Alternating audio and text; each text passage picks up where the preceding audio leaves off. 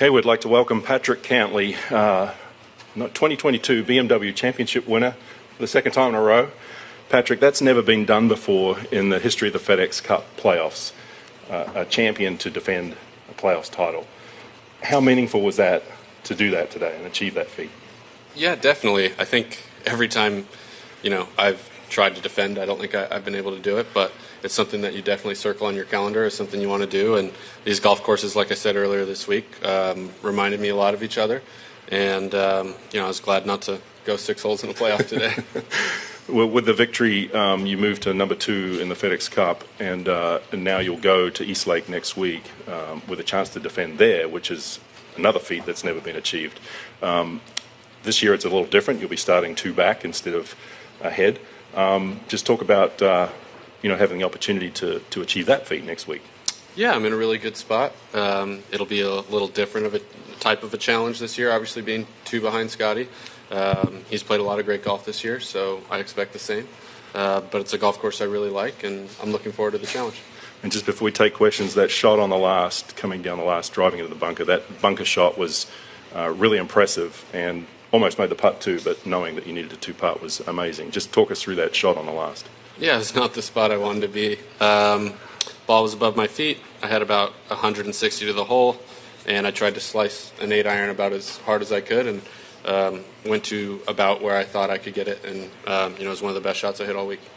All right, we'll take some questions, and we'll start with Doug with the mic. Pat, if you could take us back to 17 for a minute, your thought as the ball was in the air, and were you surprised by it all? Yeah, very much so. I thought hitting it on that line, it would for sure be in a bunker. Got an excellent break, maybe one of the best breaks I've ever gotten coming down the stretch. And when you get a break like that, you need to pay it off, and fortunately I did. Questions?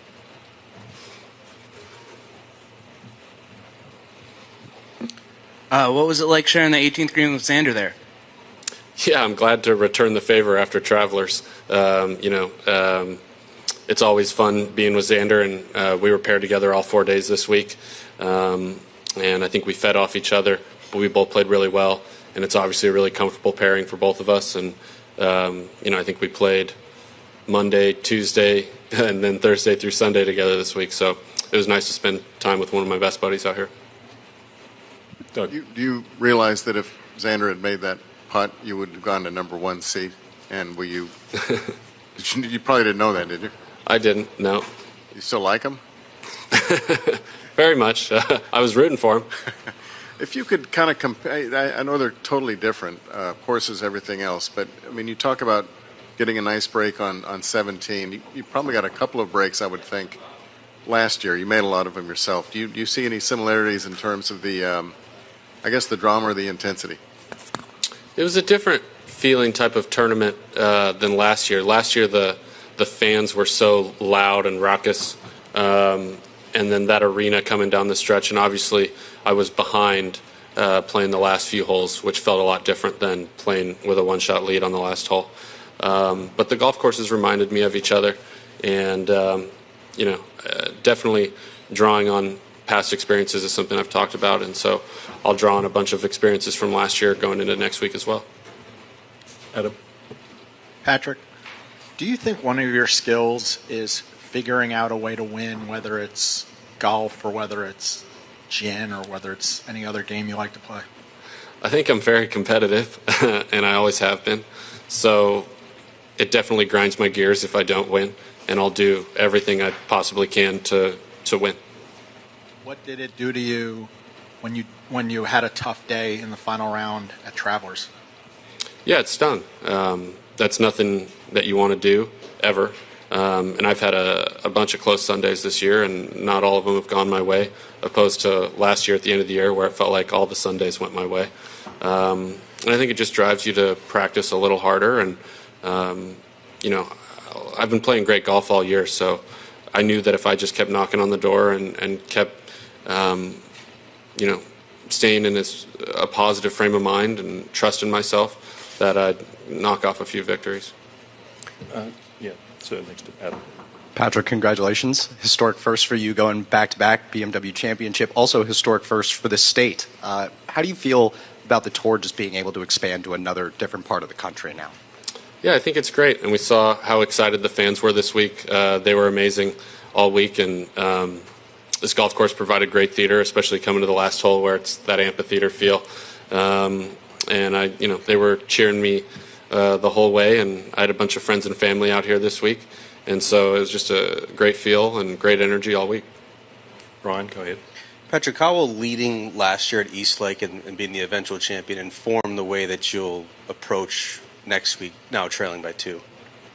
I remember last year just trying to stay really in the moment day after day, and thinking that with that couple shots advantage, depending on how you look at it, I'll be 2 behind this year. Just trying to shoot under par every day and not lose sight of that. And so I'll definitely draw on those memories from last year and try and stay as focused and in the moment as possible. Ryan, can you hand that mic to Ben and Bob behind you? Thank you. Bob. Pat, you're usually a pretty stoic guy. We kind of saw you licking your lips there on the shot approach on 18. Once you hit it, did you know you kind of just pulled something, I don't want to say out of your butt, but something that had a very high degree of difficulty? Yeah, I knew it was a tough shot, obviously, when I saw it. And I thought if I could get it anywhere on the green, it would be a really, really good shot. And so I actually had a good number for the 8-iron that I hit out of the bunker. The biggest challenge was trying to cut the golf ball enough with the ball above my feet in the bunker. But it came off almost exactly how I would have pictured it, how I visualized it. And, I thought at best, or I thought more than likely I'd be on the lower shelf there. Go ahead, Bob. Patrick, you said the other day that you felt the format at Eastlake was still a little strange to you after a few years. And yet you seemed to handle it just fine last year, and now this year obviously a little bit of a different situation. We just wonder if you could talk about putting that aside just to be able to get the job done.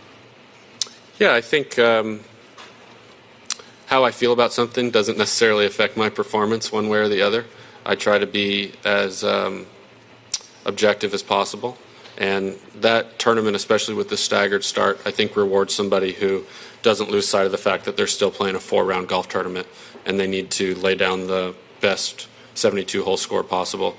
And then, you can start to look at the leaderboard on Sunday on the back nine. But until then, you're just trying to shoot under par every day. And for me, a mantra of mine last year was to stay in the moment.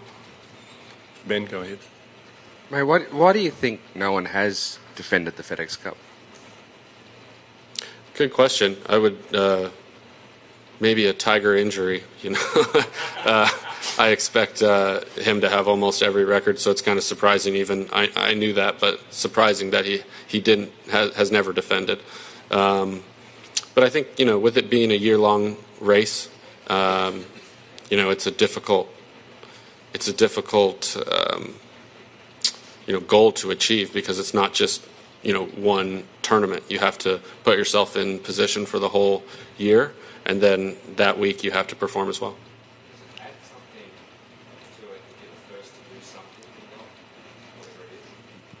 I think it's a nice pat on the back or carrot at the end, but never anything I'm really thinking about too seriously when I'm out there doing it. Jeff in the back. Patrick, just wondering, any similarities between Caves Valley last year, Wilmington this year, and is there something about BMW Championship courses broadly that really suits you? I think I really like the bent grass golf courses, and both those golf courses are bent grass all the way through. It's just a grass that I feel really comfortable on, and so in general I like the northeast tree-lined golf courses, and I think this golf course in particular this week rewarded driving the golf ball in the fairway, and I did that really well. Doug, go ahead. Players talk, and I think you have as well, of learning from losses or the experience of what have you. You also need a few breaks or good things to go your way when you win. So how do those two square up? I mean, how do you take away from a loss while at the same time you need a few good bounces here and there? The thing I always remind myself of, when I finish second or I'm close is, Jack Nicklaus had more seconds in majors than he had wins. And that stat will shock you considering he has the most majors ever. No one would ever say he couldn't close or no one would say that he, wilted under pressure, and yet he had more second places than, anybody else. So with that being said, I think putting yourself in position is maybe the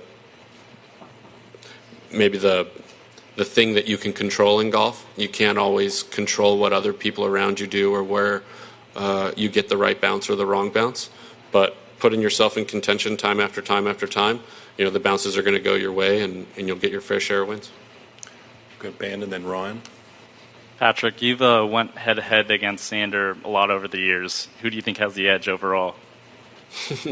I'll tell you what, I like being on the same side as him a lot more than going head-to-head against him. I'm already looking forward to President's Cup playing with Xander. We play head-to-head every practice round all year when we're in the same events. So we definitely play a lot of golf against each other, and he's gotten the best of me, and I've gotten the best of him. It just depends on the day. Ryan and then Adam in front of you. Patrick, after the Player of the Year last year, what do you think you and your team do better this year compared to that? I'll have to say my team is really solid. Every person to a man is working as hard as they possibly can to achieve the same goal, and I'm very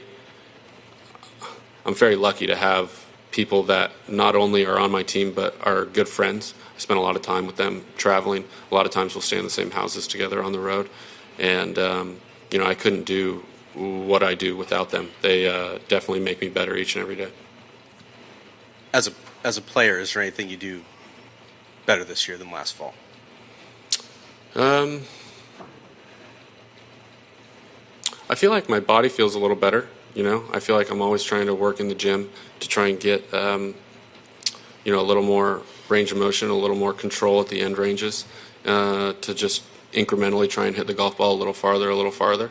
So I'd say my body's been a little more resilient this year, and I've played a lot of golf the last couple months, maybe the most golf I've played in a couple months stretch since I came back in 2017, and I feel good, and so that is a testament to the hard work I've put in with my team to get there.